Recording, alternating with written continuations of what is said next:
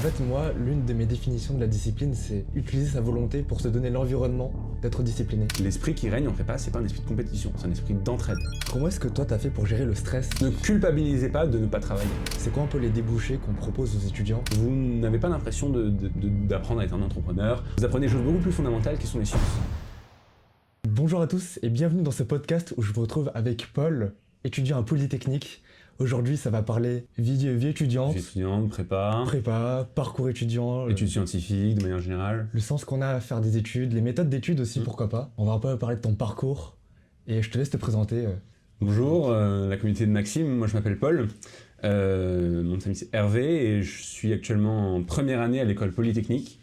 J'ai intégré, après avoir fait une classe préparatoire, donc j'étais plus spécifiquement en PCSI puis PC, c'était au lycée Stanislas à Paris, et je suis ici avec Maxime pour répondre à plusieurs questions sur les méthodes de travail et sur tous ces sujets-là.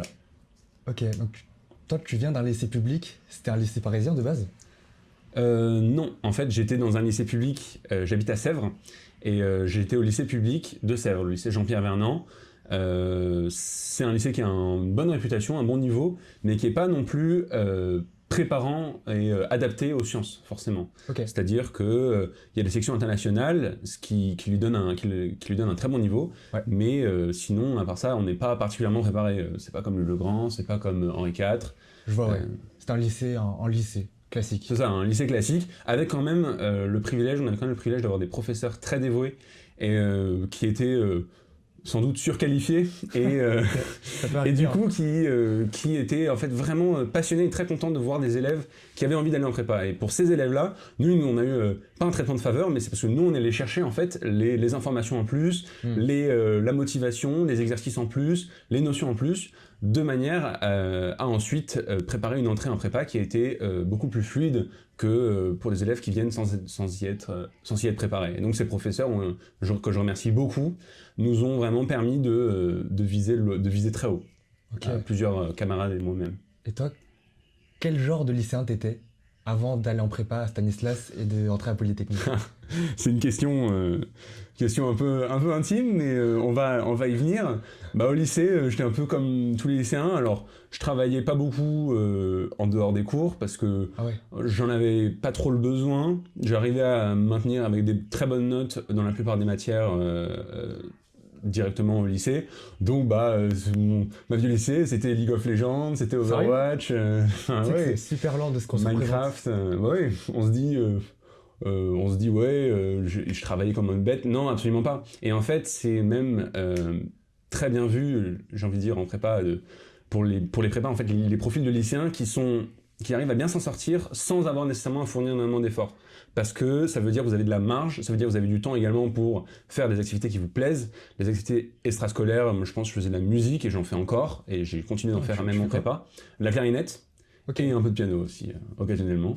Okay. Et ça, c'est des activités que j'ai continué de faire, y compris pendant la prépa. Mais j'avais le temps de les pratiquer au lycée. Et également, je fais du sport, la natation. Je suis pas un grand sportif non plus, mais... Mais tu fais des trucs à côté, quoi. C'est ça, en fait. Le fait d'avoir une vie à côté de l'école, au lycée, c'est déjà un très bon indicateur pour les prépas qu'en fait, vous êtes capable déjà d'avoir une vie équilibrée, de ne pas être juste 100% sur un sujet, parce que si vous êtes déjà à 100% dans les cours en prépa, au lycée, c'est que vous allez être probablement en difficulté en prépa, parce que l'intensité va énormément augmenter. Mais c'est aussi que vous êtes capable de vous organiser également exactement, de faire vos DM dans les bons moments, de réserver les bons créneaux pour faire les bonnes choses, et que vous êtes capable d'avoir une vie saine en fait, un équilibre de vie sain. Selon toi en fait sur Parcoursup, les lycées, enfin les prépas, ils regardent pas mal ce que fait l'étudiant à côté des cours. Tout à fait. Alors, je peux pas parler au nom des lycées, je suis pas dans la tête des professeurs qui font les sélections Parcoursup, mais oui, vos dossiers Parcoursup sont lus par des humains et généralement, la lettre de motivation a une grande place dans la sélection, notamment dans les très bons lycées, dans les très bonnes prépas. Alors évidemment, il faut que vous ayez un bulletin qui soit très solide derrière, mais pour différencier de dossiers, parce que les bulletins solides, il y en a plus qu'il y a de place, donc la différence, elle se fait sur l'extrascolaire. Typiquement, il y a des élèves avec des profils très particuliers qui rentrent en prépa, ils avaient des très bonnes notes en sciences, mais par exemple, je connais des gens qui sont entrés notamment au lycée dans certains lycées qui avaient notamment des très bonnes compétences en sport niveau national, c'est-à-dire vraiment, ou en musique, qui faisaient des compétitions internationales de piano. Ça, c'est des profils qui sont extrêmement, qui ont énormément de valeur aux yeux des prépas, parce que ça veut dire que c'est des profils qui sont vraiment capables de se donner à fond dans un sujet, sans forcément qu'on les force à le faire, et qui le font avec passion et avec une grande qualité, et qui en plus du coup ont le temps malgré tout d'avoir des bons résultats au lycée. Donc ça, c'est des profils... c'est des exemples types, hein. La plupart des gens ne sont pas... Moi, j'étais pas un grand pianiste, ni un grand clarinettiste, ni un grand nageur. Je faisais ça à mon niveau, mais ça vous montre en fait que ça a énormément de valeur aux yeux des recruteurs. Et plusieurs fois, on nous l'a fait comprendre que... Ok.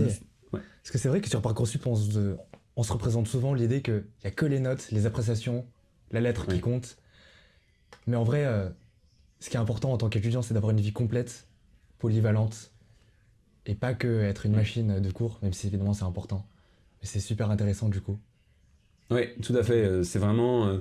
ça veut dire, enfin, vous êtes capable de vous motiver et c'est une valeur ajoutée. C'est-à-dire que si vous avez une passion, quelque chose qui vous tient à cœur, la musique, j'ai dit la musique et le sport parce que c'est mes exemples, mais ça peut être n'importe quoi d'autre. Ça peut être de l'art, d'autres formes d'art, de la peinture, je sais pas, d'autres activités quelconques. Vraiment, si c'est des choses que vous faites et qui vous passionnent, dites-le dans vos lettres Parcoursup, parce que c'est vraiment, ça a de la valeur. Et les recruteurs, enfin, c'est pas des recruteurs, c'est des professeurs, hein, mais ceux qui après trient les dossiers Parcoursup, eh ben, il va y avoir cette valeur ajoutée de la vie extrascolaire qui va vraiment faire la différence. Bon, évidemment, ça veut pas dire qu'il faut pas travailler, hein, qu'on soit bien clair là-dessus, ça veut dire que, en revanche, que si vous voulez faire des choses en plus, et si vous avez des passions, c'est vraiment, dites-le et allez à fond dedans aussi, à côté des cours. Du coup, tu disais que tu avais pas mal de facilité au lycée. Selon toi, d'où est-ce que ça vient, tu penses? Est-ce que c'est vraiment full luck? Genre, ça tombe bien, les cours, j'arrive à pas trop travailler, à avoir des bonnes notes? Ou alors, est-ce que c'est parce que tu as des bonnes méthodes? Selon toi, d'où est-ce que ça sort? Alors, ça vient de plusieurs choses. La méthode, ça permet pas forcément d'avoir des facilités, mais ça permet de jamais se laisser abattre, quoi. Ça permet d'être méthodique, mais ça permet vraiment de structurer son travail et d'être efficace. Donc, à partir de capacités données, de les utiliser le mieux possible. Ça, c'est une chose. En revanche, ce qui m'a permis pour ma part d'avoir des facilités en sciences notamment, d'abord, bon, mes parents ont été un petit peu... ils ont été assez motivés et ils ont été assez contraignants sur le sujet des sciences et ils m'ont pas laissé, ils m'ont vraiment forcé à avoir un niveau déjà correct au collège, à me faire à ce que je sois à l'aise sur le programme du collège, mais je faisais rien en plus. C'est-à-dire que c'est vraiment juste mes parents qui me mettaient un petit coup de pression parfois. Ce coup de pression, si vous avez la chance d'avoir des parents que vous pensez qui sont un petit peu trop présents dans votre vie, c'est une chance, hein, c'est pas une malchance parce que ça vous évite de vous imposer ces contraintes vous-même, mais si vous avez des parents plus laxistes, en fait c'est des choses que vous pourrez acquérir en vous ayant de la méthode et de la rigueur. Ensuite, au lycée, comment est-ce qu'on se différencie vraiment et comment, moi je pense m'être différencié, c'est par la curiosité. La curiosité, notamment, moi je parle pour le compte des sciences, mais je pense que ça peut se transposer tout à fait aux autres domaines d'études, hein, l'économie, la littérature, l'histoire, c'est avoir une curiosité par rapport à ce domaine-là. Ça veut dire qu'en fait, faut pas que vous vous forciez à faire quoi que ce soit. Faut que ce soit vraiment un plaisir, et notamment, moi pour ma part, les maths, et en particulier la physique, c'était un vrai plaisir, c'est-à-dire que j'allais au cours de physique, j'étais content d'y aller, et pourquoi est-ce que j'étais content d'y aller? Parce que j'étais à l'aise. Et pourquoi est-ce que j'étais à l'aise? Parce que j'étais curieux. C'est un peu un cercle vicieux, on pourrait s'imaginer, mais en fait, vous allez vous rendre compte que, vous allez vous rendre compte que sur Internet, vous avez une quantité de contenu et de choses à apprendre qui sont énormes, qui est énorme. C'est que je suis grave d'accord, parce que moi, au lycée, en fait, moi, j'étais de base un très mauvais élève. Ouais. D'une part parce que je travaillais pas assez, et quand je travaillais super mal. Et petit à petit, je passais genre de 12 à 18 en terminale. Et en fait, ce qui m'a vraiment aidé, c'est de me forcer au début. Et en fait, en me forçant, je suis devenu meilleur. En devenant meilleur, j'étais de plus en plus curieux. Donc j'appréciais travailler. Et du coup, en fait, ma terminale, malgré le fait que j'ai eu 18 sur 20 de moyenne, que je travaillais plus, en fait, je le prenais super bien. J'ai tout le temps au premier rang, j'étais très, très heureux d'aller en cours. Donc en fait, il faut plus accueillir les cours, accueillir l'information, plutôt que de ressentir tes cours comme une prison où t'attends. Comme une corvée. Comme une corvée où t'attends la fin du cours. C'est tout à fait vrai. Et en fait, c'est très rassurant parce qu'on peut se dire que c'est possible d'avoir de bonnes notes et de kiffer. Et ensuite, par la suite, développer des trucs à côté. Je faisais beaucoup de sport, du piano. J'ai commencé les vidéos en terminale aussi. Ouais, c'est un beau parcours que tu as, hein, de toute façon, je le pense. Mais sur la curiosité, ouais, je suis grave d'accord. C'est-à-dire que la curiosité, moi en sciences, je vais donner mes petites méthodes, hein, parce que qu'est-ce qui m'a rendu curieux, qu'est-ce qui m'a fait vraiment aimer les sciences. Bon, déjà, j'aimais sans doute de base les sciences, mais ça c'est un peu inné. Mais qu'est-ce qui m'a permis de vraiment accroître ma curiosité, ma culture générale en sciences? Moi, pour ma part, c'était YouTube. C'est-à-dire qu'il y a des chaînes scientifiques, notamment des chaînes anglophones. Alors en France, on en a quelques-unes qui sont très bonnes, je pourrais vous les recommander, hein, je pourrais faire une liste si besoin. Mais il y a des chaînes scientifiques qui sont vraiment de très très grande qualité et qui vous introduisent à des concepts et en fait qui vous éclairent. Notamment, si je devais n'en mentionner qu'une, ce serait Three Blue One Brown. Donc c'est une chaîne anglophone de mathématiques et de physique. Et en fait qui introduit visuellement les concepts. Et ça, c'est la chose la plus importante en maths et en physique. C'est que derrière les équations, derrière les calculs, derrière tout ça, en fait, il y a des choses visuelles, il y a des graphiques, il y a des phénomènes physiques, donc des graphiques en maths, hein, des objets mathématiques à visualiser, et en physique, il y a des phénomènes concrets. Ouais. La boule qui tourne sur elle-même, hein, la planète qui tourne autour du Soleil, c'est des choses qui sont physiques et qui sont concrètes, et qu'on peut visualiser. Et à partir de cette visualisation-là, on en déduit les équations. Et c'est comme ça que ça s'est fait en fait. L'histoire des sciences, c'est vraiment fait comme on part d'une intuition, parfois visuelle, mais on part d'une intuition ou d'un petit truc, on se dit tiens, c'est intéressant ça, comment est-ce que je pourrais le traduire, comment est-ce que je pourrais le creuser, et c'est après qu'on sont arrivés les équations. Et donc la méthode d'apprentissage en cours, parfois elle peut paraître un petit peu barbare parce que nous on fait dans l'autre sens, on fait les équations d'abord, et après, peut-être, si Dieu le veut, on fait l'interprétation de ces équations. Donc ça, c'est les chaînes scientifiques. Three Blue One Brown, que je recommande vraiment, qui est vraiment la chaîne anglophone. Alors en plus, ça fait travailler votre anglais. L'anglais, c'est un atout. Pouvoir parler anglais correctement et pouvoir le comprendre, c'est vraiment un atout énorme dans le monde du travail. En prépa, tu fais quand même de l'anglais. Ouais. Et mine de rien, l'anglais en prépa, il est chaud, de ce que j'ai entendu. Ah oui. Là, c'est une autre caractéristique de la prépa, c'est qu'y compris en prépa scientifique, vous n'abandonnerez pas les lettres, ni l'anglais, ni les sciences humaines. Et ça, c'est un truc, on se dit, on le voit en prépa scientifique, c'est pour faire un all-in sur les sciences, quoi. Ouais. Et en fait, pas du tout, parce que on a quand même 2 heures par semaine de français, 2 heures par semaine d'anglais. On se dit, c'est pas beaucoup en termes de volume horaire, certes, mais au concours, ça compte beaucoup. Il y a des épreuves de français et d'anglais qui comptent beaucoup et qui souvent sont différenciantes. Et ça veut dire qu'il faut être à l'aise dans ces matières, parce qu'en prépa, on n'a pas le temps de les travailler. Ça c'est vrai. En prépa, en termes de travail personnel, on fait quasiment un all-in sur les sciences. Ça c'est tout à fait vrai. Mais si vous avez déjà un bon niveau au lycée en français et en anglais, si vous avez un profil homogène, une curiosité, pas forcément que pour les sciences, ça vous aide énormément pour la prépa, parce que du coup, c'est des matières auxquelles, c'est des matières que vous n'avez pas besoin de travailler, mais qui sont déjà telles quelles, avec vos connaissances telles quelles et votre niveau d'anglais tel quel, vous pouvez déjà facilement avoir un 15 et en fait vous mettre un peu au-dessus des autres. Parce qu'à la fin, oui, les concours, c'est un classement. Et donc tout point est bon à prendre. Et l'anglais et le français ont beaucoup de coefficients. Du coup, on va revenir un peu à ton parcours. Ouais. Quand est-ce que tu as su que tu voulais faire de la prépa? Comment est-ce que tu as vécu la prépa? Et est-ce que c'était ton objectif de base Polytechnique? Ouais. Alors... D'abord, au lycée, quand est-ce que j'ai voulu faire la prépa? Je pense, moi personnellement, dès la première, mais c'est parce qu'on était avec... j'ai eu la chance d'avoir des camarades qui étaient extrêmement motivés en maths. On était tous un peu motivés et on s'est un peu émulés aussi entre nous. On a fait des tournois en plus. Bien, ça. Et ça, c'est la meilleure chose. C'est-à-dire que, je le dis, on avait des professeurs qui étaient dévoués. Mais pourquoi est-ce qu'on allait chercher cette information auprès des professeurs qui étaient dévoués, des professeurs qui avaient beaucoup de ressources à nous donner? Bah, c'était parce qu'on se motivait entre nous. Et ça fait la différence. C'est-à-dire qu'on allait ensemble au tournoi de maths. Et le tournoi de maths, on le vivait pas comme une corvée, mais on le vivait vraiment comme un moment incroyable. On a fait la connaissance de plein de lycéens. Comme un jeu, quoi. Un peu comme un jeu, quoi, avec des énigmes, des problèmes qui n'étaient pas résolubles, pas résolubles au niveau lycéen, et faut trouver des solutions, faut proposer des choses, et on a beaucoup de liberté. Ça c'est, je pense notamment à ce tournoi-là, je peux le nommer, je pense, il s'agit du TFJM, organisé par l'association Animat. C'est une excellente opportunité pour les lycéens de... Est-ce que tu as une liste un peu là de concours, etc. à donner aux lycéens? Ouais, bah oui, c'est sûr. C'est quoi ce TFJM? Je pense à l'association Animat, qui est déjà de très grande qualité. Qui organise plusieurs événements. J'ai pas participé à tous, mais les principaux, c'est la POFM. Donc c'est une coupe animat qui a lieu au printemps et en automne, et qui est destinée fin première, début terminale. Et qui est vraiment en fait une présélection en fait pour l'équipe française des Olympiades internationales. Alors évidemment, il ne faut pas faire les Olympiades internationales, il n'y a que 6 personnes dans l'équipe. Ouais. Mais en fait, c'est un très bon moyen de se mesurer, de se tester dans des épreuves plus difficiles. Évidemment, après, il y a des centaines d'élèves qui passent ce concours, il n'y en a que peu qui sont acceptés aux Olympiades. Mais l'idée, c'est de participer. L'idée, c'est pas vraiment de faire un bon score. Moi, j'ai scoré très mal, je pense.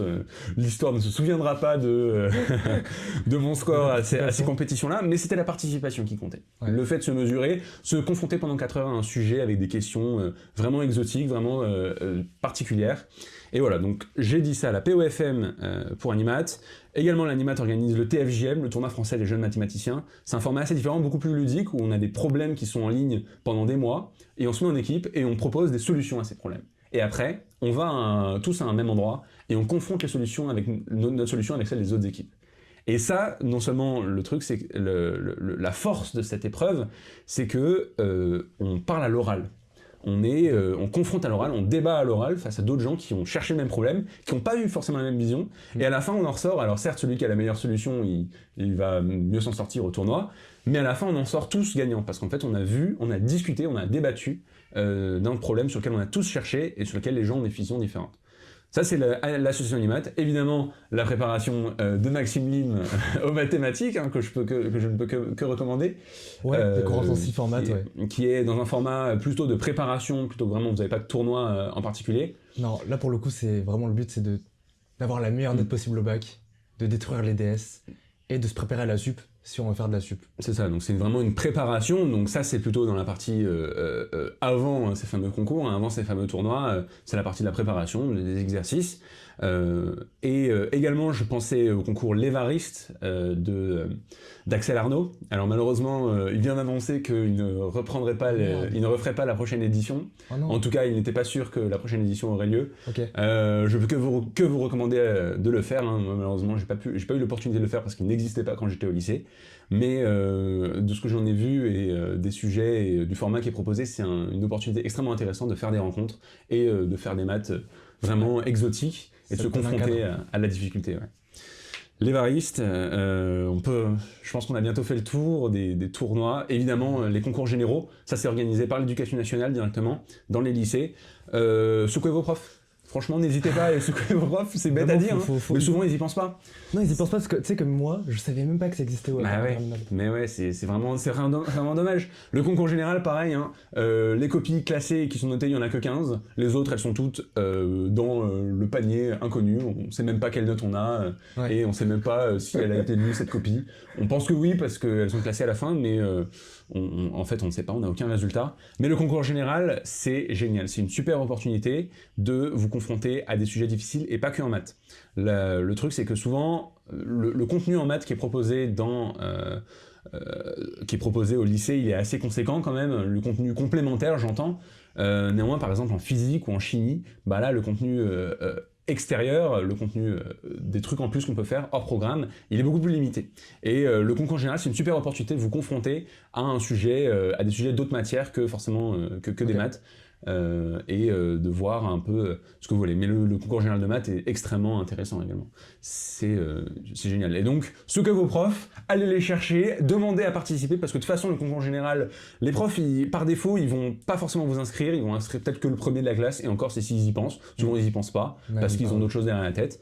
Donc, n'hésitez pas, allez les secouer, allez leur demander, je veux être inscrit, monsieur, madame, je veux être inscrit au concours général, parce que, parce que ça, et je veux tenter ma chance. Et ils diront jamais non. Enfin, totalement, ouais. Ils sont toujours très contents de voir des élèves motivés. Et justement, c'est super rare des élèves motivés comme ça. Ouais, parce que souvent on est un peu seul. Si on est un peu motivé, si on est un peu bon, on se sent un peu seul. On n'a pas forcément des gens. Moi j'ai eu la chance d'avoir des gens avec qui on s'est émulé mutuellement. Mais c'est vrai que souvent on se sent un peu seul. Et vos professeurs sont des ressources, des puissants fonds de savoir et de ressources et de bons conseils et de choses. Hein. Vraiment, allez vers eux. Ça peut passer pour du faillotage. C'est un peu le problème, c'est que ça peut être... Ah, tu sais que c'est une méthode, hein. Mais c'est une vraie méthode, Se mettre au premier rang, je le vois sur ton Instagram. Se mettre au premier rang, participer, poser des questions, ça peut être vu comme du faillotage, malheureusement. Qu'est-ce qu'on s'en branle ? Mais qu'est-ce qu'on s'en branle ? Vous êtes là pour vous n'êtes pas là pour les autres. Exactement, c'est ça. Ouais, ça rend tout de suite les cours plus intéressants, en fait. Et aussi Tessia, très connu. Tessia, autant pour moi. Ah oui, Tessia, je ne peux que... Alors, j'ai pas passé, malheureusement. Et en plus, Tessia, je recommande beaucoup de le faire, surtout si vous visez certaines prépas versaillaises. Le Tessia est vu très spécifiquement par ces prépas-là. Et si vous visez la prépa, la Tessia en terminale, c'est une chose à faire. Grave branché nos élèves vers ces concours, pour les élèves qui avaient un peu un bon niveau. Et en fait, ça leur donne vraiment un gros cadre, parce que quand tu t'inscris à ces concours, tu te prépares mentalement, ça change ton routine. À partir du moment où tu t'engages, à partir du moment où tu as la deadline, en fait, c'est là que tu trouves la motivation. Là, c'est la merde. Hein. Bah ouais, si t'as pas de deadline, en fait, travailler des maths pour travailler des maths, il y a peu de gens qui le font comme ça. C'est ça, ouais. En fait, il faut avoir une deadline, il faut avoir une contrainte, et le moment, il vous suffit juste de vous motiver à passer l'étape de vous inscrire, de trouver la bonne personne pour vous inscrire, de trouver le site, de faire la démarche. Et une fois que vous êtes inscrit, vous allez voir, vous allez recevoir le mail avec la date, la convocation, et là, tout de suite, vous êtes plus motivé. Et c'est comme ça. C'est normal, on est au lycée, on n'est pas forcément motivé, on n'a pas forcément de méthode de travail, et ça, elle s'acquiert vraiment à partir du moment où on a une contrainte. Et donc la contrainte du stage de maths, la contrainte du concours, la contrainte, en fait la motivation qu'il faut trouver, c'est juste celle de s'inscrire. Celle de faire le premier pas. Et une fois qu'on a fait le premier pas, une fois qu'on a mis un pied dedans, généralement ça part tout seul. Je suis grave d'accord. En fait, moi, l'une de mes définitions de la discipline, c'est utiliser sa volonté pour se donner l'environnement d'être discipliné. Exactement. Sans se reposer sur sa motivation. Et c'est bien plus stratégique et intelligent de forger ce qu'il y a autour de toi pour te contraindre. Oui. Et la prépa, c'est l'exemple ultime de ça. C'est l'exemple ultime. On pourrait penser que c'est du masochisme, certains disent ça. Moi, je pense absolument pas que ce soit le cas. Néanmoins, c'est vrai que c'est un environnement qui est contraint. On va y revenir, je pense. Ouais. Toi, c'était comment un peu Alors, donc j'étais à Stanislas, donc c'est une prépa, c'est un lycée privé. Plutôt bien. Qui est, voilà, si vous regardez le classement l'étudiant, c'est bien classé. Stanislas, c'est une des meilleures prépas de France. C'est pas aussi sectaire qu'on pourrait l'imaginer, c'est-à-dire que notamment ils prennent beaucoup d'élèves de l'extérieur, c'est-à-dire que c'est pas vraiment une reproduction des élèves du lycée qui arrivent tous en prépa, et c'est pas la continuité du lycée, vraiment, ne vous sentez pas ne vous sentez pas bridé ou ne vous mettez pas des œillères parce que la prépa qui vous intéresse, c'est pas celle où vous avez fait votre lycée. La plupart des prépas en fait se renouvellent beaucoup et les profils des élèves sont pas vraiment les mêmes entre le lycée et la prépa. Donc Stanislas, c'est un endroit qui est extrêmement, et comme en fait la plupart des prépas parisiennes et comme beaucoup de prépas de manière générale, c'est un endroit qui est extrêmement émulant. D'abord, vous êtes entouré de gens qui sont motivés comme vous. Motivés par la perspective des concours, motivés par le fait qu'ils aiment les sciences et motivés par le fait qu'ils se sont battus pour arriver à cette place-là. Qu'ils étaient motivés au lycée et ils cherchaient tous le truc en plus. Et la prépa, c'est vraiment le truc en plus qu'on cherche. Et donc, arrivé en prépa, moi, j'ai eu de la chance d'être plutôt à l'aise dès le début, c'est-à-dire que la culture générale que j'avais en sciences et les petits compléments que j'avais de la terminale m'ont permis en fait de pas me faire trop submerger, y compris en sup, à la rentrée de sup, même si quand même au début ça a été pas facile parce que... T'avais combien de moyenne en maths au lycée et en maths experte? Au lycée, en spécialité maths, j'avais 20 sur 20, à peu près. Modulo, le petit point perdu par-ci par-là, toujours, on n'est jamais parfait. Et en maths expert, j'étais pas forcément très très bien classé, je devais avoir 16, 17. Ok, pardon, pas très bien classé. Non, mais c'est-à-dire que dans ma classe, j'étais 5e de classe en maths experte. Et ça m'a un petit peu pénalisé dans Parcoursup, notamment pour les meilleurs prépas, je pense, qui m'ont pas tout accepté. Mais Stanislas m'a accepté. Donc j'étais content d'aller à cette prépa. Et donc oui, je dis que c'est pas une très bonne note, si c'est une très bonne note, 16-17. Néanmoins, vous voyez en maths experte, vous voyez des choses qui sont nouvelles, et c'est normal de pas être totalement à l'aise, parce qu'en fait, on voit, la terminale spécialité, on fait des choses qui sont dans la continuité du programme de première. On voit la suite de la dérivation, on fait de l'intégration, on se rend compte tout de suite que c'est une antidérivée, on fait de la géométrie en 3 dimensions, on peut encore la visualiser, ça va. Quand vous arrivez en maths experte, vous faites des matrices, des nombres complexes et de l'arithmétique. 3 choses auxquelles vous n'avez jamais touché avant. Et donc c'est plus déroutant et ça peut être perturbant. C'est un effet... Là, on pourra discuter de la subtilité entre les prépas, les voies MPSI, PCSI, si besoin, mais cet effet déroutant, vous le retrouvez un peu plus en MPSI. En PCSI, c'est plus la continuité du programme de terminale, dans le sens où vous revenez en fait sur les éléments de terminale que vous avez admis, l'intégration par exemple, la dérivation, la continuité, des définitions qui sont un peu vagues, en tout cas au lycée, qui ne sont pas forcément définies rigoureusement, et sur lesquelles vous revenez en détail, et vraiment de manière rigoureuse et méthodique, en prépa. Vous apprenez la rédaction, vous apprenez le raisonnement, c'est quelque chose dont on manque crucialement en terminale, et le raisonnement rigoureux, hein, les raisonnements classiques, la contraposée, le raisonnement par l'absurde, le raisonnement par récurrence simple, double, forte. Parce que c'est pas ce qui est demandé. C'est pas ce qui est demandé. On fait un peu de la récurrence en terminale, mais on n'est jamais amené à faire de la contraposée ou de l'absurde en terminale. En tout cas, pas en spécialité. Sans doute en maths experte, il y en a un peu, notamment, je pense à l'arithmétique, mais à part ça, on n'est pas amené à le faire. L'analyse synthèse aussi. Je pense que c'est un peu écarté. Oui. Je sais plus de quoi on parlait de la prépa. L'expérience de la prépa, donc je reviens dessus du coup. Ouais. L'expérience de la prépa, comment je l'ai vécue.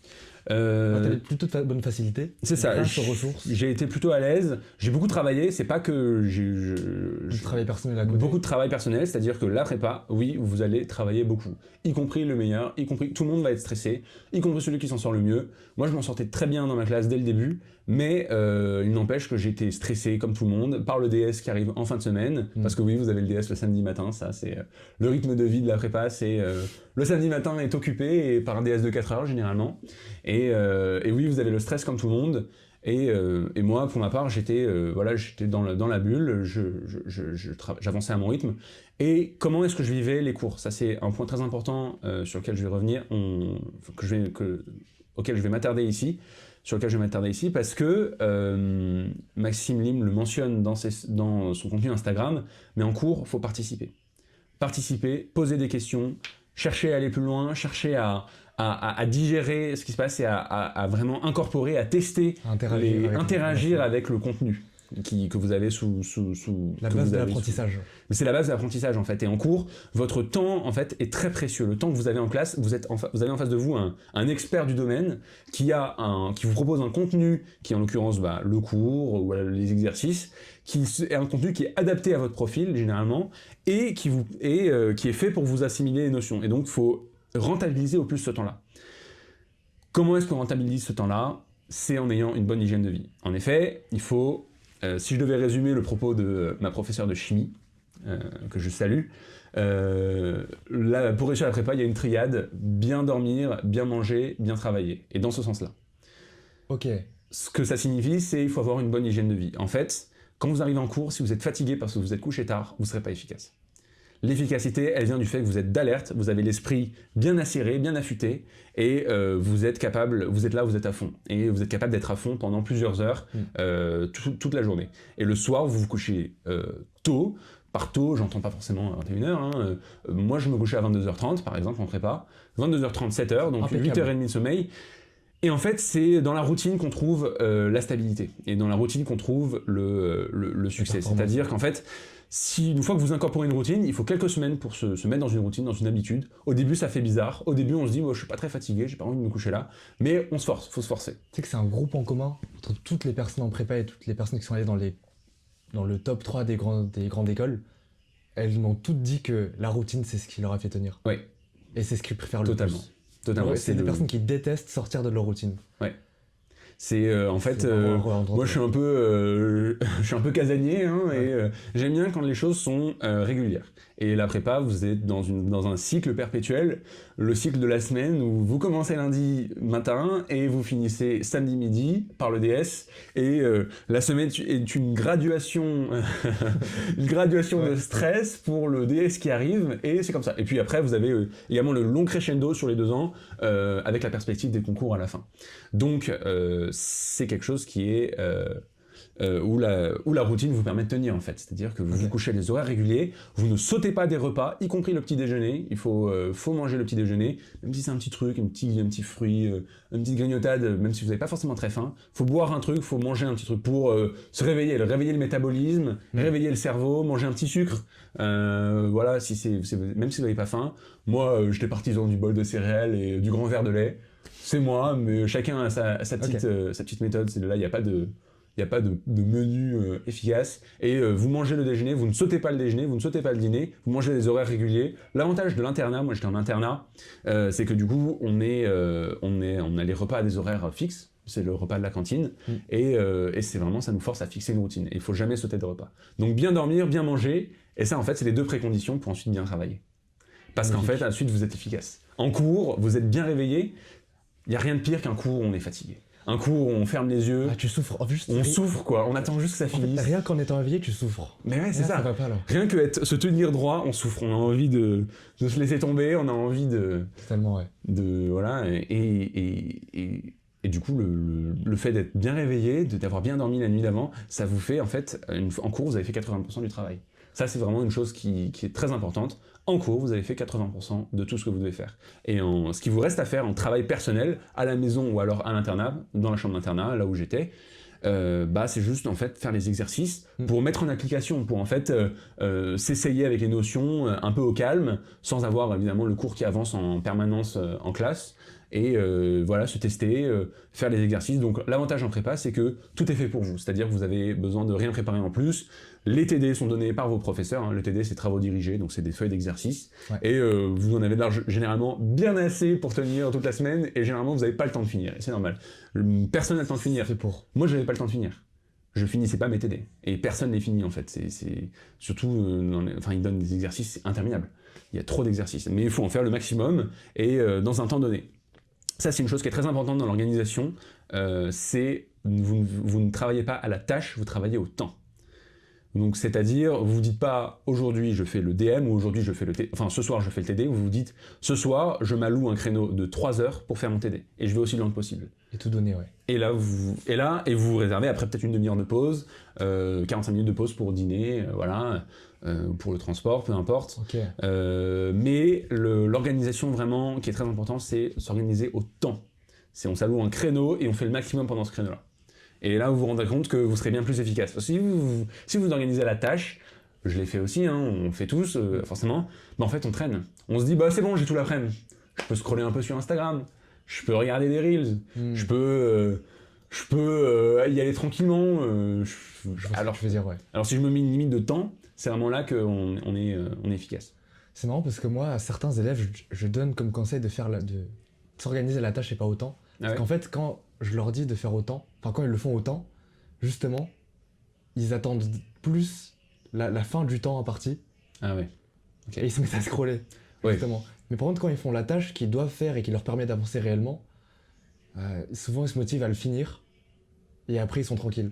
Mais j'imagine qu'en fait, le truc c'est qu'en prépa, les personnes, les gens en prépa, ils sont déjà concentrés. Ils savent déjà qu'il faut faire le taf. Peut-être qu'à la tâche, c'est plus efficace pour concentrer quelqu'un, pour aider quelqu'un à se concentrer. Oui, voilà, mais une fois qu'on est concentré, qu'on a besoin vraiment de mieux, d'utiliser au mieux notre temps, et de mieux organiser notre travail, dans ce cas-là, la méthode de l'organisation au temps, je pense, est vraiment plus efficace. Bien, c'est ce que, en fait, tout ce que tu dis là jusqu'à maintenant, c'est exactement ce que mon pote en prépa, qui est à Centrale aujourd'hui. Oui. On dit tous la même chose en fait. Vous dites toute la même chose. Mais en fait, c'est normal parce que c'est ça qui marche en fait. C'est ça en fait. Il n'y a pas de miracle, il n'y a pas de talent inné. Je vous rassure, tout le monde est stressé en prépa, tout le monde est. Je me dis putain, si moi je rate, est-ce que je suis à la hauteur?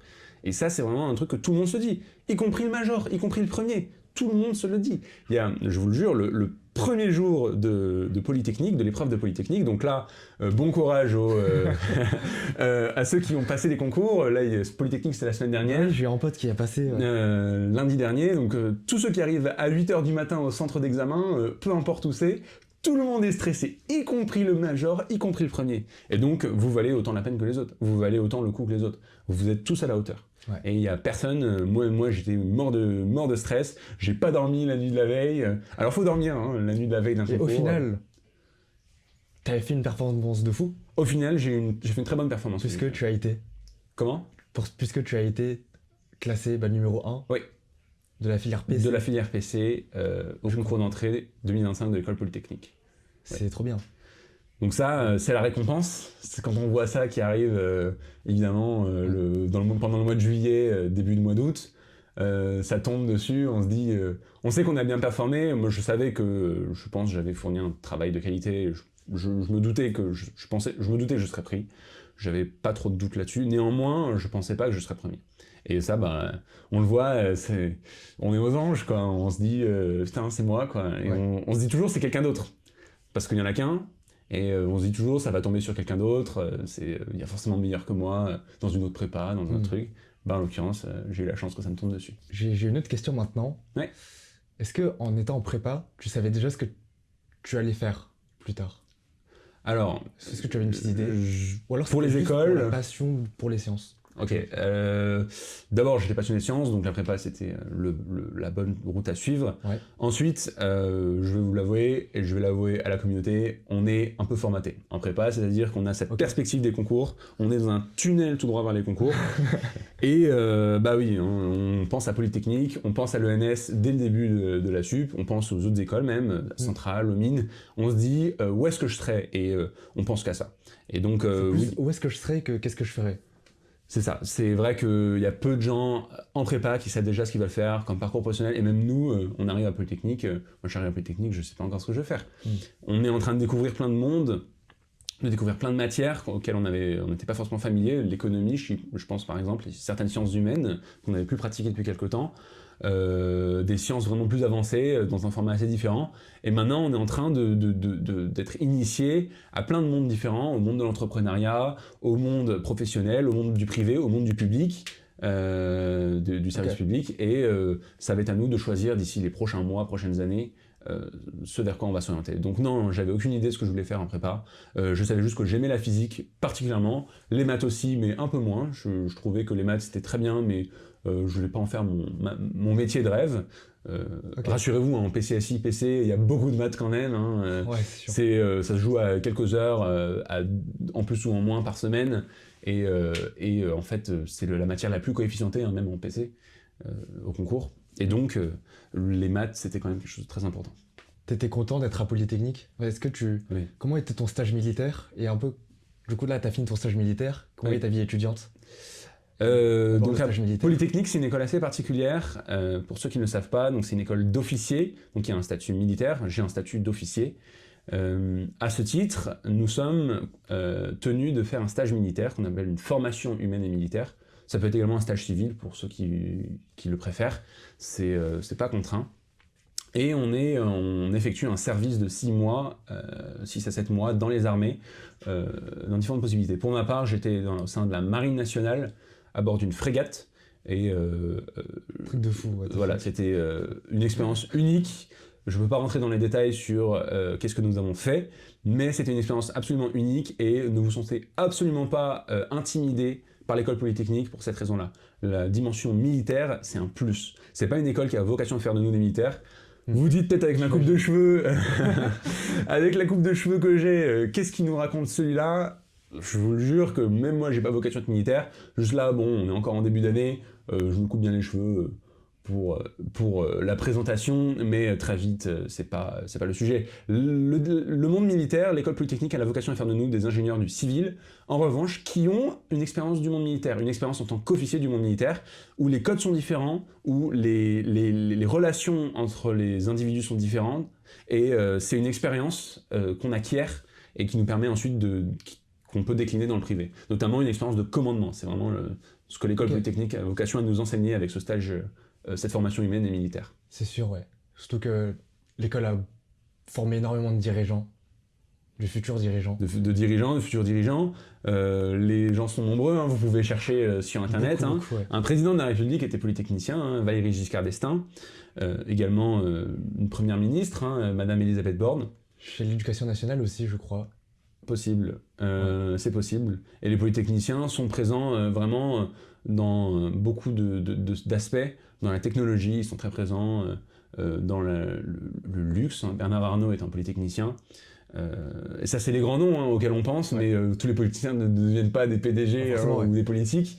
Ils ont des carrières très diverses. Mais c'est possible, en effet. C'est quoi un peu les débouchés qu'on propose aux étudiants quand ils sont à Polytechnique? Alors, Polytechnique, vous avez de la chance, il y a le mot poly. C'est-à-dire que vous pouvez faire... le but, c'est pas de dire faire ce qu'on veut, mais en tout cas, on a une diversité de possibilités qui est immense. Il y a un incubateur de start-up, donc c'est-à-dire des laboratoires et des moyens qui sont mis à disposition des élèves pour faire une start-up. Il y a tout un tas de conférences et de moyens de prendre contact avec des entreprises du monde du privé. Il y a également des voies directes vers des corps d'État, on les appelle, pour la 4e année. Et en fait, Polytechnique forme des gens qui se retrouvent un peu partout. Des ingénieurs, des techniciens extrêmement spécifiques, des architectes, et après des figures du monde de la finance, du monde de la banque, du monde du conseil, du monde de la politique, du monde de l'entrepreneuriat. Tout est possible. Et Polytechnique a ce mot poly et elle vise vraiment à former des élèves qui sont très modulables, qui sont vraiment capables de s'adapter à toutes les situations. Parce qu'au fond, un ingénieur, c'est pas un technicien. Un ingénieur, c'est pas un chercheur, forcément. C'est quelqu'un qui est capable de s'adapter à la plupart des milieux et en fait, très vite prendre les codes de ces milieux-là et très vite être moteur et force de proposition. C'est très très beau ça. C'est beau à dire. L'école a été fondée d'abord... L'école Polytechnique a été fondée d'abord dans le but de former des officiers du génie et de l'artillerie. Elle a été très vite militarisée, et aussi du génie civil. Elle a été militarisée en 1804, mais aujourd'hui elle a vraiment une vocation beaucoup plus large que juste former des officiers de l'artillerie ou des ingénieurs du bâtiment. L'une des critiques qu'on donne envers l'école, c'est qu'elle n'est pas assez professionnalisante. En fait, je trouve qu'il y a un réel avantage à ne pas forcément être professionnalisé tout de suite, parce que grâce à la prépa, quand tu accèdes aux grandes écoles, c'est à ce moment-là que tu as développé tout un bagage de savoir, de capacité d'apprentissage, d'organisation, de discipline, méthode, qui te permet ensuite de faire tout ce que tu veux. Et ça, c'est un réel bénéfice de polyvalence en fait. Alors, je ne suis pas encore à l'étape où je suis recruté, où j'ai mon travail, mais c'est vrai que c'est un parcours. Ne vous sentez pas bridé par le fait que oui, en faisant prépa, ça va retarder votre entrée dans le marché du travail. Au contraire, en fait, vous n'y serez que mieux préparé. C'est sûr qu'en prépa, vous n'avez pas l'impression d'apprendre à être un entrepreneur, vous n'avez pas l'impression d'apprendre des choses qui pourraient être utiles dans le monde du travail. Vous apprenez des choses beaucoup plus fondamentales qui sont les sciences. À notre âge, c'est l'âge, en fait, le seul âge auquel on peut faire des sciences. Parce qu'en fait, le cerveau humain est tel qu'en fait, au-delà de 24-25 ans, en fait, très vite, il perd en dynamisme, il perd en vitesse, il perd en capacité d'apprentissage, et on n'est plus capable d'apprendre des sciences si on n'en a pas fait pendant cette période-là. Alors que les parties plus humaines du monde du travail, du monde professionnel, c'est des choses qui peuvent s'apprendre après. Et le bagage scientifique que vous avez, vous le garderez toute votre vie. Évidemment, si vous le pratiquez pas, c'est comme un sport, c'est comme un instrument. Si vous le pratiquez pas, vous vous rouillez. Mais vous gardez quand même des fondements de logique, des fondements de raisonnement, des fondements de méthode, et vous êtes capable de vous y remettre facilement. C'est surtout ça le truc. C'est que vous êtes capable, si besoin, de vous y replonger et de ne pas être mis en difficulté dans ce sujet. Et c'est en ça que en fait, l'école, c'est une compétence énorme que d'autres n'ont pas forcément. Tout à fait. C'est intéressant. En prépa, on apprend vraiment la méthode efficace. On a une tâche à faire, il faut que je la fasse le plus efficacement possible, le plus rapidement possible, et dans un temps contraint. Et ça, c'est des méthodes de travail, des méthodes de vie. Si on a besoin de rentrer dans une dynamique de travail intense, on se remet dans la logique prépa, à savoir bien dormir, bien manger, bien travailler. Et donc, on se couche tôt, on se lève tôt, et on travaille efficacement. Et on mange, on saute pas de repas. Qu'est-ce qui t'a le plus surpris, toi, en arrivant peut-être à la prépa, à Polytechnique? En prépa, et puis ensuite, qu'est-ce qui m'a surpris en arrivant en prépa? Je dirais quand même, ce qui m'a le plus surpris, c'est les traditions. Ça, c'est quelque chose qui est... disons que le travail et la partie scientifique, je m'y attendais, je m'y étais préparé. Ouais, tout le monde en parle. Tout le monde en parle, voilà. On a compris. La partie qu'on connaît, à laquelle on est moins mis en garde, je dis mise en garde, mais à laquelle on est moins préparé, c'est la partie qui concerne les traditions. Et ça, c'est des choses uniques. En fait, c'est des expériences que vous vivez en communauté, que vous vivez en groupe. Les prépas ont certaines traditions, certaines plus que d'autres. Ça dépend des endroits où vous êtes. Nous, à Stanislas, il y avait des traditions et je m'en souviendrai toute ma vie. C'était quoi les traditions ? Le week-end d'intégration, ces choses-là, en fait, c'est des événements mémorables que vous vivez avec vos camarades. Je pense qu'à Dauphine, il y en a eu aussi, hein, une intégration peut-être. Moi, j'y vais jamais. Tu vas jamais ? C'est quelque chose, on n'est pas obligé d'y aller. À Polytechnique, il y avait aussi beaucoup de traditions, notamment des traditions liées au monde militaire. Et c'est des choses qui sont vraiment à laquelle on n'est pas forcément préparé et qui sont absolument mémorables. Je m'en souviens toute ma vie, quoi. Parce que c'est des moments où vous créez des liens uniques avec des gens et vous vivez une expérience commune. Et ça, c'est vraiment génial, quoi. Les traditions de la prépa, il y en a plusieurs, ça dépend des prépas, mais ne soyez pas intimidés. Elles sont toujours évidemment faites dans la bienveillance et il n'y a évidemment pas de quoi s'inquiéter à ce sujet. Mais c'est vraiment quelque chose qui m'a surpris. C'était vraiment la chose à laquelle je ne m'attendais pas particulièrement, c'était cette partie, cette emphase mise sur les traditions. On dit beaucoup que dans les prépas, il y a une grosse compétition. Est-ce que selon toi, c'est un mythe, cette compétition entre les élèves ? Est-ce que tu as pu la ressentir ? Alors, en fait, d'où vient cet énoncé ? D'où vient cette idée ? C'est tout simplement du fait que les concours sont classants. Donc vous avez un rang, vous êtes premier, deuxième, troisième, quatrième, et ça descend ainsi dans la liste. Et du coup, en prépa, une coutume de la prépa veut qu'à chaque devoir sur table, vous ayez un classement de classe. C'est-à-dire que là, vous avez été 35e sur 45, là, vous avez été 20e sur 45, et à chaque DS, toutes les semaines, vous tombez, il y a un classement qui tombe. Ouais. Et ça, c'est ce qu'on peut y voir comme un aspect compétitif. C'est-à-dire on voit les copains qui s'en sortent mieux que nous, on voit les copains qui s'en sortent moins bien que nous, et on peut se dire ça crée un esprit de compétition. Dans les faits, à part cette existence du classement, que vous allez regarder quand même, oui, personne ne fait sans regarder le classement, tout le monde veut savoir son classement, c'est immuable, et on ne pourra jamais empêcher ce comportement-là. À part ça, l'esprit de compétition, il est nul au sein de la prépa. C'est-à-dire qu'en fait, l'esprit qui règne en prépa, c'est pas un esprit de compétition, c'est un esprit d'entraide. C'est-à-dire qu'en fait, on travaille en groupe, on se met dans une petite salle, même après les cours, généralement dans les prépas, les salles de classe sont ouvertes, y compris une fois que les professeurs sont partis, et elles sont ouvertes jusque tard, surtout quand on est en interne. Et du coup, on a la possibilité de travailler en classe, et donc d'être à plusieurs, de se mettre au tableau, de faire des exercices au tableau, et là on s'entraide. Et ça, c'est vraiment l'esprit clé de la prépa. C'est qu'en fait, vous n'êtes pas seul face au concours, vous êtes en groupe face au concours. La réussite, c'est pas votre réussite personnelle, c'est la réussite de votre classe. Si vous voulez un peu d'esprit de compétition, la compétition, elle est contre les autres lycées. Elle est contre ceux que vous voyez pas. Je vois. Parce qu'en fait, ceux que vous voyez pas, bah oui, c'est sûr que vous préparez, vous travaillez un peu contre eux. Mais les gens que vous voyez, les gens avec qui vous êtes, c'est les gens avec qui la réussite sera partagée, la réussite sera commune. L'ambiance ne sera que meilleure si tout le monde réussit, si tout le monde a des bonnes notes. Les professeurs, ils félicitent une classe, ils félicitent pas un élève, voilà. Et, on a un peu plus à y gagner à travailler ensemble. Et on a plus à y gagner à travailler ensemble. C'est positif pour moi et pour mon collègue, qui va avoir une meilleure note, et moi aussi je vais avoir une meilleure note. Et le but, c'est d'avoir une meilleure note et de se démarquer par rapport aux autres prépas, de se démarquer par rapport aux élèves de la France entière. Vous n'êtes pas contre vos camarades de classe. Si vous commencez à vous tirer vers le bas avec vos camarades de classe, à commencer des petites choses comme ça, des petits coups en douce, ça va pas marcher. Vous n'allez jamais tenir les 2 ans. La prépa, c'est un marathon. Bonnes habitudes, bonne hygiène de vie, mais également bonne ambiance pour tenir, parce qu'il y a déjà suffisamment de difficultés, suffisamment de problèmes avec ce que donnent les profs.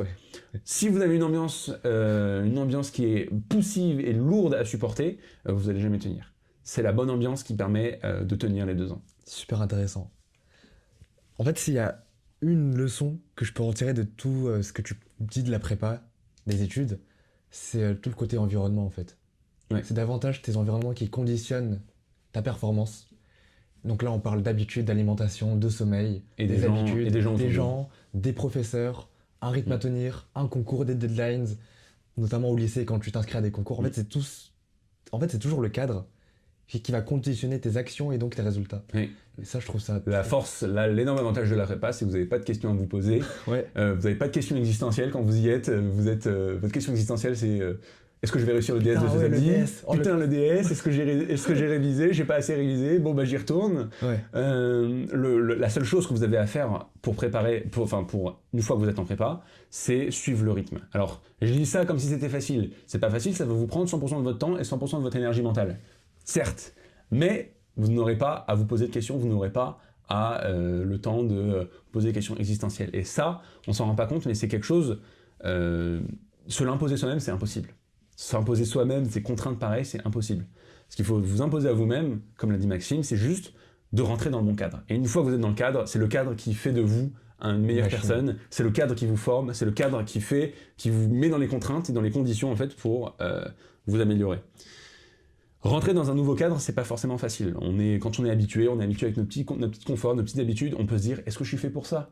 Quand on est au lycée, personne ne se dit je suis fait pour la prépa. On est tous un peu en mode est-ce que je vais trouver ma place? C'est inconnu. Personne, forcément, vous êtes au lycée, vous n'avez pas fait de prépa avant, donc vous ne pouvez pas savoir si vous êtes fait pour la prépa.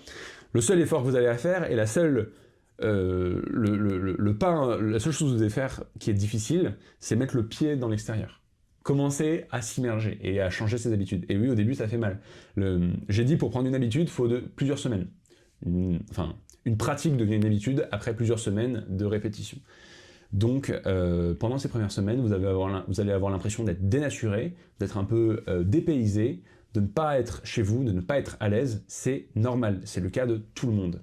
Et une fois passé cette première étape, ça peut donner la boule au ventre, ça peut faire qu'on dort pas bien. Au début, moi je dormais pas forcément très bien en prépa, je me disais putain, est-ce que je ferais pas mieux de travailler ou quoi? Et en fait, très vite, vous rentrez dans le cadre. Et une fois que vous rentrez dans le moule, une fois que ça devient votre paradigme, une fois que ça devient votre réalité, votre réalité et votre monde, en fait, vous êtes à fond dedans. L'humain s'adapte à tout. C'est ça. Il faut juste rentrer dans le monde. Et aussi, il faut se dire que si d'autres personnes l'ont fait, si des centaines de milliers d'étudiants l'ont déjà fait avant moi, pourquoi pas moi? Bah oui, c'est ça en fait. C'est fait pour ça. C'est fait pour vous. La prépa, elle est faite pour les élèves qui sortent de terminale. C'est une institution multicentenaire quand même, je tiens à le rappeler, et une institution qui a fait ses preuves, qui connaît les méthodes, qui connaît vos craintes, qui connaît vos doutes, qui connaît vos angoisses, qui connaît vos faiblesses, qui connaît vos forces, et tout est fait pour que vous réussissiez, parce que la prépa, elle, derrière, elle a tout intérêt à ce que vous réussissiez. Elle n'a pas intérêt à ce que vous soyez déprimé, à ce que vous soyez mis dans le mal, parce que la prépa, elle a des statistiques non seulement à tenir, mais elle a des élèves à pousser.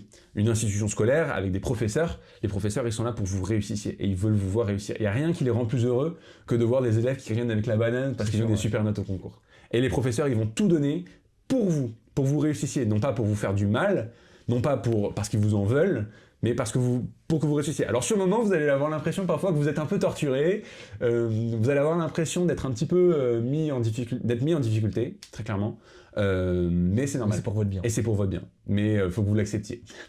C'est quoi, pour toi, l'année la plus forte que tu as retenue de tes études? L'année de spé, donc c'est la deuxième année de prépa, c'est l'année où on prépare les concours.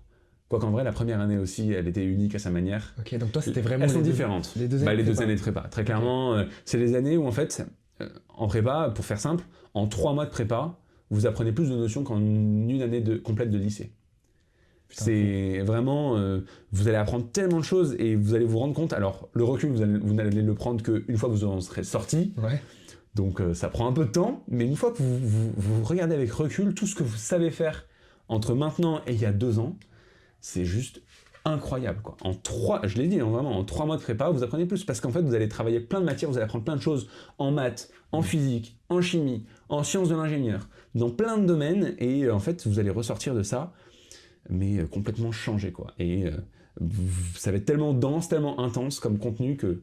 Enfin, vous vous en souviendrez tous de votre vie. Puis à nouveau, je l'ai dit, les traditions, elles sont absolument mémorables. Les traditions de la prépa, les traditions de l'école ensuite. Certaines écoles ont plus ou moins de traditions. Polytechnique a des traditions associées au monde militaire, parce que c'est une école historiquement militaire. Et c'est toujours le cas aujourd'hui. Mais ça dépend des écoles. Toutes les écoles ont leurs traditions. Et ça, c'est vraiment quelque chose comme une vie, quoi. Vous vous souviendrez. Ouais.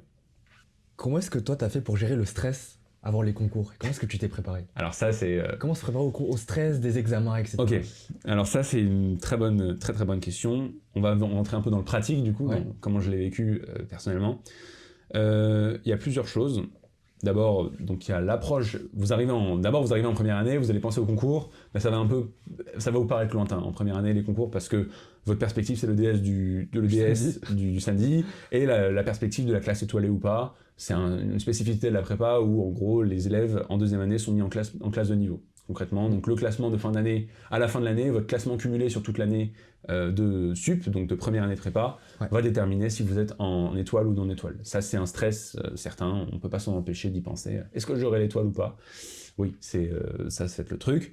Arrivé en deuxième année, vous n'êtes plus dans la dynamique d'étoile ou non étoile, vous êtes dans la dynamique des concours. C'est-à-dire que c'est plus les notes au sein de la prépa, ça devient juste des indicateurs. Votre classement, le classement que vous allez recevoir toutes les semaines, ça sera un indicateur de votre niveau. C'est pas déterminant, ça vous conditionne à rien, juste ça vous indique à un instant T, à ce DS-là, voilà comment tu as performé par rapport aux autres gens de ta classe. C'est comme en fait une masse de mini-tests. C'est ça, c'est des mini-tests, c'est une température, c'est une sonde de température qui est mise toutes les semaines pour voir un peu, et vraiment du coup, l'avantage c'est que vous sentez très vite les différences de niveau entre une méthode et une autre. Ce que je veux dire par là, c'est que la récompense ou alors la sanction par rapport à une méthode de travail ou une autre, elle arrive immédiatement. C'est l'avantage du coup, c'est que c'est très rapide de se recalibrer. C'est très facile de se recalibrer. Vous avez tout de suite une opportunité de vous recalibrer. Il y a le prochain DS. Donc en fait, le prochain DS, il arrive dans la semaine prochaine. Donc en fait, j'ai une semaine pour changer mes habitudes et pour me recalibrer si j'ai sous-performé. Ou au contraire, si j'ai surperformé ou je pense avoir une très bonne note, qu'est-ce qui m'a permis d'avoir une très bonne note et quels éléments je dois garder dans mon truc. Et donc ça, c'est comme ça que vous vous calibrez parce que vous arrivez en prépa, vous savez pas comment vous organiser. C'est ce que je vous ai dit là, les conseils pratiques que je vous donne à la fin, c'est ce que j'ai appris à la fin des 2 ans de prépa. On les apprend on les apprend sur le tas. Et donc l'avantage c'est que vous vous recalibrez très vite. J'en reviens à comment gérer son stress. Donc ensuite vous aurez l'approche des concours en deuxième année qui va progressivement vous stresser parce que ça va devenir de plus en plus concret. Mettre le dossier sur SCEI, commencer à faire les démarches d'inscription, commencer à choisir quelles épreuves on passe, quels concours on passe. Là tout de suite ça se concrétise et on se dit en fait c'est plus pour dans si longtemps que ça. Ça se rapproche. Il y a même le site Stress Prépa. C'est un site Stress Prépa, c'est un site très simple avec un compteur en jours, heures, minutes, secondes avant la première épreuve de Polytechnique. Wow. C'est trop drôle. Alors c'est une petite blague qui est faite par, je crois, un ancien élève de prépa. Mais vous voyez l'idée quoi. Il y a ce compteur-là et plus on se rapproche, plus le stress monte. Les conseils pratiques en se rapprochant des concours, alors nous, on avait le fait est qu'on devait se lever très tôt parce qu'on partait en bus pour rallier les centres d'examen. Et donc en fait, l'épreuve commence à 8h, on arrive au centre d'examen à 7h parce qu'on prend jamais assez de marge. Ouais. Et du coup, on partait en bus, le bus partait vers 6h, 5h30.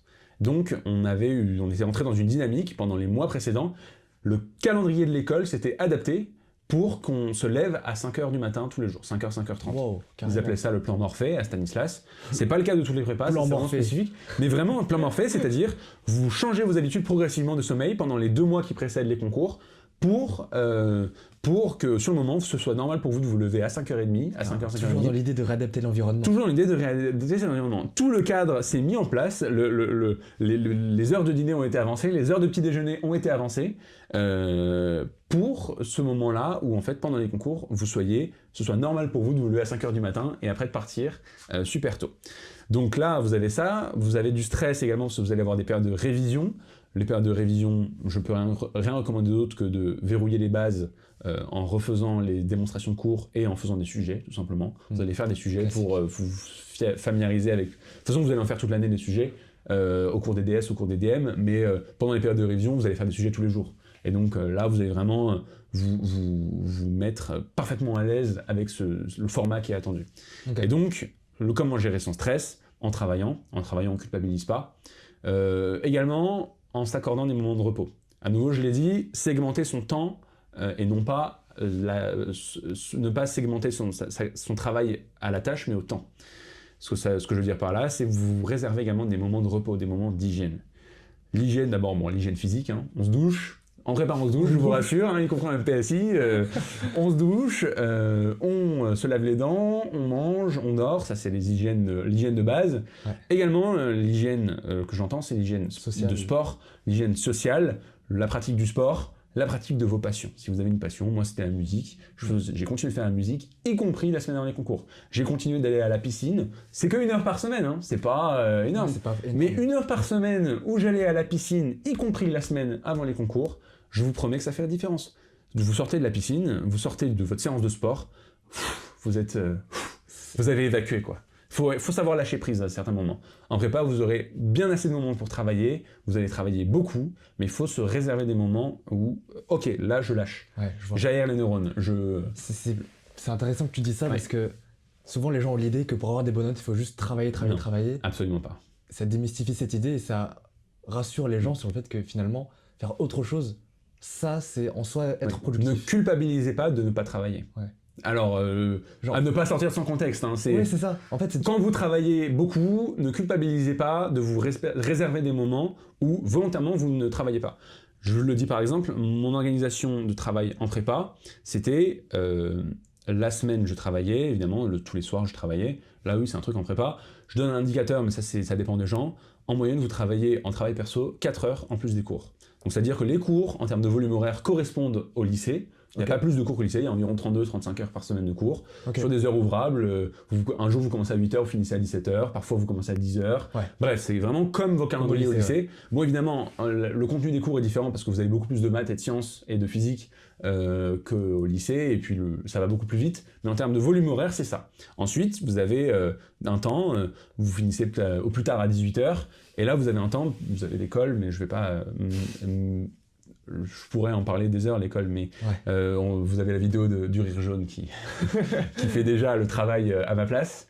Et ensuite, vous organisez votre temps personnel pour travailler, et là, c'est 4 heures de travail par jour. Un indicateur, ça peut être plus, ça peut être moins, mais une idée pour se faire, c'est que vous commencez à travailler à 18h, vous finissez à 22h30, 23h, avec en comptant au milieu une pause dîner, ou une pause, ou un moment, voilà, ça peut varier, parfois vous allez faire des trucs à côté. Et donc moi je me réservais le lundi soir un créneau en sortie de cours, j'allais à la natation, tous les lundis soirs, y compris en SP, donc en deuxième année, y compris la semaine avant les concours. La musique, j'en faisais tous les mercredis soirs au moins, et également le dimanche matin, je ne travaillais pas. C'est-à-dire que je restais à l'internat le samedi après-midi pour faire mes DM, pour la semaine suivante. Mais ensuite, le samedi soir, je rentrais chez moi, et une fois que j'étais chez moi, l'avantage de l'internat, c'est que vous pouvez dissocier le monde du travail du monde du repos. Et quand j'étais chez moi, je ne culpabilisais pas de ne pas travailler, parce que de toute façon, j'avais même pas mes affaires. Mes affaires, je laissais tout à l'internat, et le dimanche matin, j'étais avec ma famille, je prenais un repas avec ma famille, ça c'est quand même, c'est vraiment pas mal de manger autour d'une table avec sa famille, franchement, de parler d'autre chose que du travail. Et je reprenais le dimanche à la fin de l'après-midi pour finir les DM que j'avais pas fini le samedi soir. Et donc ça c'est un rythme de vie que vous gardez, y compris avant les concours. Ça vous permet de réguler votre stress. Vous allez être stressé, personne n'est pas stressé, mais il y a le stress bon et le stress mauvais. Il y a le stress qui vous paralyse et qui vous fige et qui vous fait ne pas dormir, ça c'est le mauvais stress. Et pour l'évacuer, ce stress-là, il faut faire des activités extrascolaires, des choses qui nous plaisent, s'aérer les neurones de temps en temps. Voilà, donc ça c'est la chose. Et après le conseil pratico-pratique, la veille des concours, bon les concours ont commencé pour ceux qui passent cette année, les concours 2026, mais pour les années suivantes, si je devais donner un conseil particulier, vous n'allez pas dormir la nuit avant la première épreuve, c'est normal. C'est-à-dire que vous n'arriverez pas à fermer l'œil, ou alors vraiment par intermittence.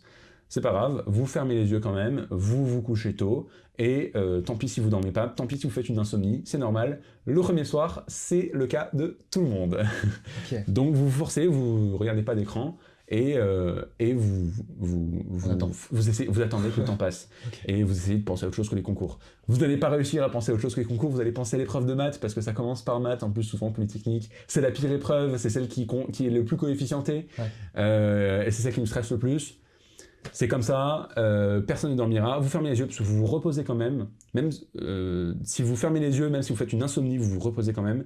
Si vous commencez à regarder le téléphone ou quoi, ça va pas le faire. C'est mort, à partir de c'est mort. Donc voilà, vous mangez bien et vous essayez de dormir le mieux que vous pouvez le soir de la veille. Ensuite, une fois que vous êtes lancé dans les concours, je vous rassure, vous allez prendre le rythme très vite, vous allez être tellement fatigué que vous allez bien dormir. Et en fait, une fois qu'on est lancé, ça devient une habitude. En fait, les concours, ça dure 4 semaines, voire... ça peut durer jusqu'à 4 semaines. Et dans ce cas-là, on prend l'habitude des concours, de se lever tôt et d'aller à 2 épreuves par jour. Et les épreuves, ça devient quelque chose de normal pour nous. Moi, je suis quelqu'un qui a une vision très déterministe un peu. C'est-à-dire Pour moi, en fait, quand c'est tout ton environnement, là où tu es né, les gens que tu rencontres, tes parents, tes profs, ça aide. qui conditionnent énormément tout.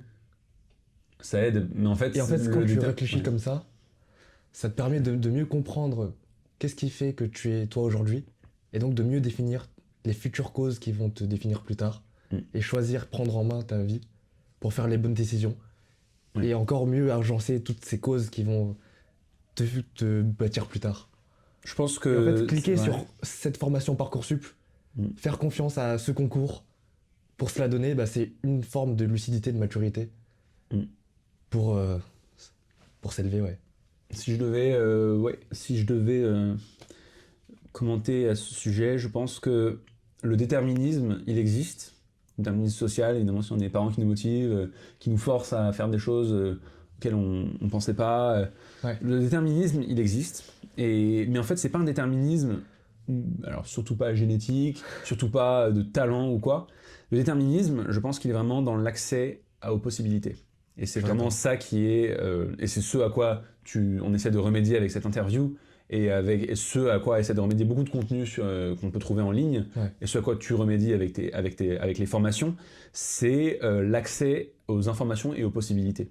Et la possibilité comment est-ce qu'on obtient des informations ? C'est par la rencontre. L'avantage d'avoir des parents qui ont eux-mêmes été ingénieurs ou quoi, c'est qu'eux, ils connaissent déjà ce monde-là. Donc en fait, le déterminisme va être qu'en fait, ils vont vous donner les clés pour rentrer dans ce monde-là, savoir ce qu'il faut préparer, qu'est-ce qu'il faut faire, et ils vont un peu vous forcer à les avaler, quoi. Le coup des cours de maths en plus, des choses comme ça peut être des parents qui forcent leurs enfants à faire ça, et du coup, les enfants s'en sortent mieux.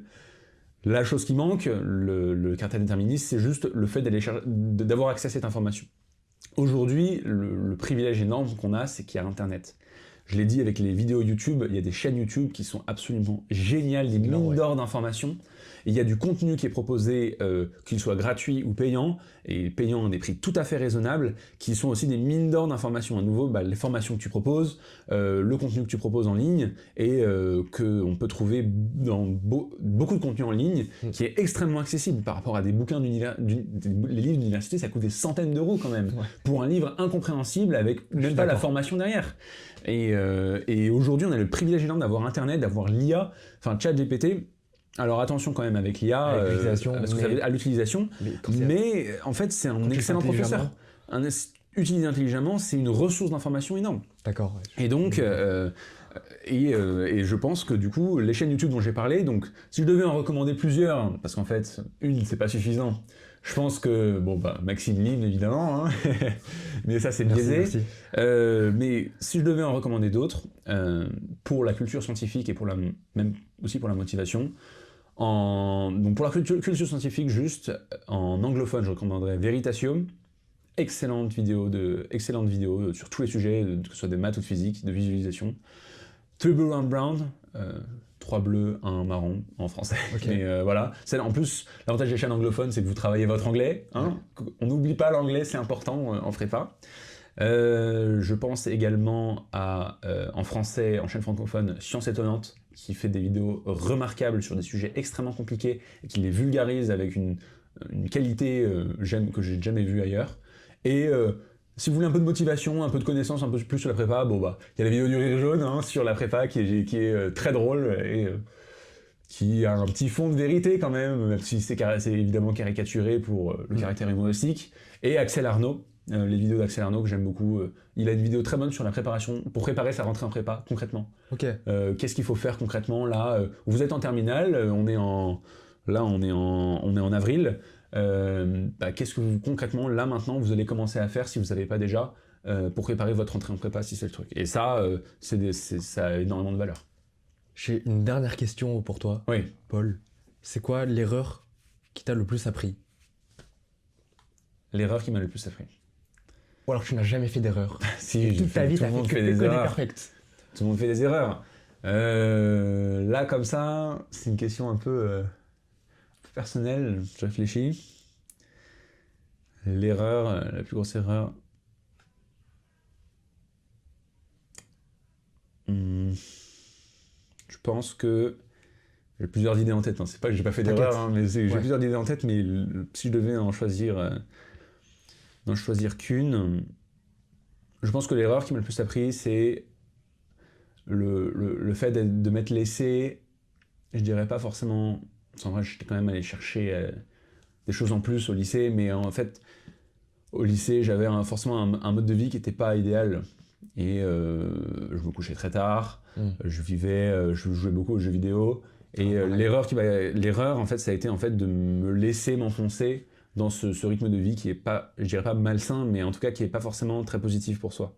Et l'erreur également que j'ai faite, qui était au nom des jeux vidéo, parce que j'avais la flemme, j'ai arrêté le piano pendant un temps, et maintenant je regrette amèrement. J'ai repris depuis, mais bon, les années perdues sont des années perdues. S'il y a quelque chose qui vous plaît, s'il y a quelque chose qui vous motive, qui vous passionne, n'arrêtez pas. Même si sur le moment ça peut être chiant, au fond, forcez-vous à continuer, parce qu'en fait c'est sur le long terme, vous savez, c'est sur le long terme, ça sera utile, et en fait même pas forcément utile, mais vous y trouverez du plaisir. Le piano, ça me gonflait, ça me saoulait de faire des séances de piano le mercredi après-midi, donc je voulais arrêter, et en fait j'ai regretté. J'ai regretté très vite, parce qu'en fait je me suis rendu compte que après mon niveau je commençais à le perdre, et voilà. Et quand on est au lycée, on est à un âge, on est en fin d'adolescence ou encore dans l'adolescence, c'est un âge où on est un peu, on sait pas trop où se positionner, on a un peu envie de choisir, de faire le choix du moindre effort, le choix du confort, et nos parents c'est un peu nos némésis. Donc on n'a pas trop envie de leur obéir, on a un peu envie de leur dire d'aller se faire voir. C'est vrai, c'est normal. Et c'est le cas de tout le monde, à un moment ou un autre. Et ce qu'il faut absolument, ce qui est indispensable, c'est ne pas se laisser entraîner par ces émotions négatives, par se morfondre dans ces émotions négatives, parce que vous le regretterez après. N'arrêtez pas une passion, n'arrêtez pas un instrument, n'arrêtez pas un sport sous prétexte que vous avez la flemme. Vous avez le temps, au lycée en particulier, tout le monde a le temps, vous avez le temps de faire des activités en plus, n'arrêtez jamais. Et on en a la preuve vivante que c'est possible. Et c'est possible, et surtout, et même le travail en prépa n'est pas un prétexte pour arrêter. J'ai pas arrêté la musique, j'ai pas arrêté la natation. Certes, j'ai réduit mon volume, je faisais moins de musique, j'allais plus au cours de musique. Mais j'ai continué. Au moins pour maintenir mon niveau. Et pour y prendre un peu de plaisir, parce qu'en plus ça vous aère l'esprit. C'est bon pour vous sur le moment, c'est bon pour vous au long terme parce que vous entretenez votre niveau, et si vous arrêtez, vous le regretterez. Voilà. Trop bien. Et c'est quoi la meilleure décision, juste rapidement? La meilleure décision de ta vie? Meilleure décision de ma vie, alors ça je pense c'est plus simple. La meilleure décision de ma vie, ça a été, je pense, d'avoir tenté des choses et d'avoir continué de pratiquer ces choses-là. D'avoir tenté de m'inscrire au TFJM, alors je ne savais pas ce à quoi j'avais à faire. D'avoir tenté de m'inscrire à la POFM, c'est des concours dont j'ai parlé dans l'autre question. D'avoir tenté en fait des choses, même si ça n'a pas abouti, même si c'était un échec. Le concours général, j'ai rien réussi, j'ai pas été classé.